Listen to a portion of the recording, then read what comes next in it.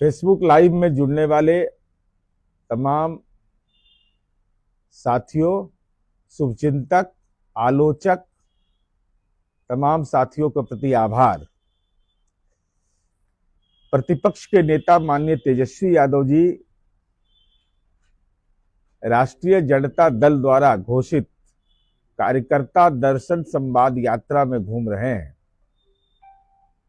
और स्वाभाविक रूप से राजनीतिक कार्यकर्ता होने के नाते राजनीतिक घटनाक्रम या आपराधिक घटनाएं, सब्जी उत्पादन, इन तमाम चीजों पर उनका दृष्टि जाता है।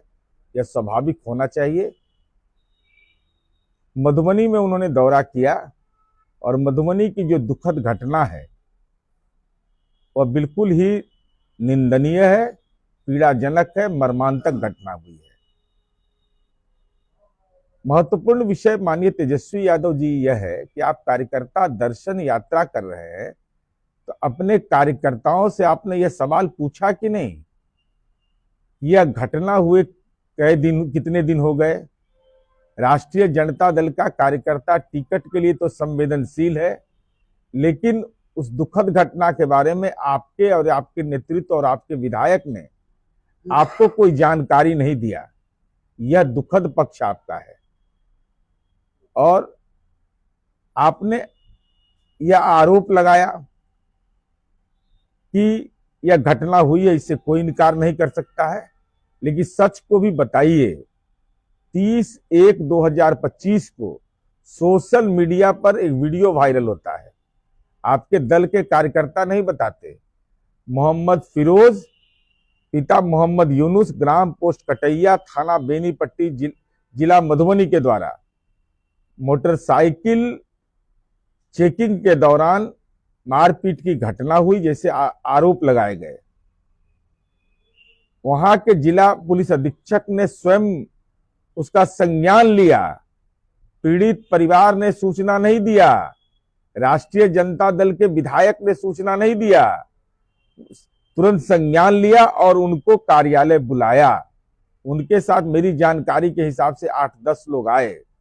तुरंत एसपी मधुबनी ने जांच का आदेश दिया, हेडक्वार्टर एसपी को कहा कि तुरंत इसकी जांच करो, 24 घंटे के अंदर इसकी रिपोर्ट समर्पित करो।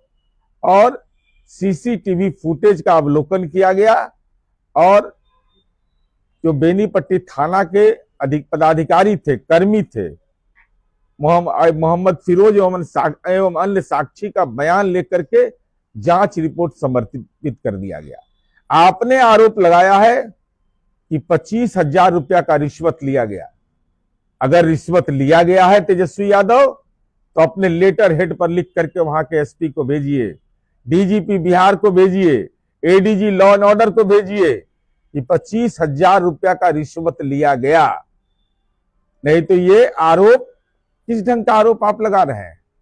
पुलिस स्वतः संज्ञान ले रही है और जांच करवा रही है, कार्रवाई कर रही है, और आपने आरोप लगा दिया कि 25,000 घूस लिया गया। तो आपके पास साक्ष्य होगा, साक्ष्य होगा तो निश्चित रूप से आपको देना चाहिए, नहीं तो उस अल्पसंख्यक परिवार के प्रति आप नाइंसाफी कर रहे हैं, उस पीड़ित परिवार के साथ आप नाइंसाफी कर रहे हैं। अगर 25,000 रुपया आपने बोला है कि पुलिस ने रिश्वत में लिया है, वह लिखित रूप से तेजस्वी यादव आप दीजिए। और आप नहीं, यह भी आपको जानकारी दे रहे हैं, आपको भी जानकारी होगा कि मोहम्मद फिरोज ने पीआर बॉन्ड भर करके अपनी बाइक से घर से गए। घटना यह है कि पुलिस चेकिंग हो रही थी और पुलिस चेकिंग होने के दौरान इस ढंग की घटना हुई है, इससे कोई इनकार नहीं कर सकता है। सीसीटीवी फुटेज से अवलोकन से स्पष्ट हुआ कि तेज गति से जाने का प्रयास किए, जिसके चलते असंतुलित हुई। पुलिस ने दुर्व्यवहार किया है, इससे कोई इनकार नहीं कर सकता है। आपने आरोप लगा दिया कि इसको धर्म के आधार पर लेकर चले गए। ये धर्म की बात है। अपराध अपराध होता है, गुंडा गुंडा होता है। पुलिस अगर किसी जाति और धर्म का है तो उसके आधार पर कार्रवाई होगी। तो पुलिस ने तो कार्रवाई की है। एएसआई मुकेश कुमार, हवलदार संजीत विक्रम कुमार, चौकीदार सुरेश पासवान, चौकीदार सुरदीप मंडल, इसके खिलाफ कार्रवाई हुई कि नहीं? ये कार्रवाई किसके खिलाफ हुई? ये धर्म के आधार पर कार्रवाई हुई कि इस कुकृत्य में जो शामिल था बेनीपट्टी थाना के ये लोग, इनको तत्काल प्रभाव से इन पर कार्रवाई की गई, विभागीय कार्रवाई से लेकर के जो भी कार्रवाई होती है। आपने आरोप लगा दिया कि जाति और धर्म के आधार पर, जाति और धर्म के आधार पर किसी का निलंबन होगा, जाति और धर्म के आधार पर? कल वह न्यायालय में टिकेगा? पुलिस ने स्वतः संज्ञान लिया, पुलिस ने स्वतः जांच किया।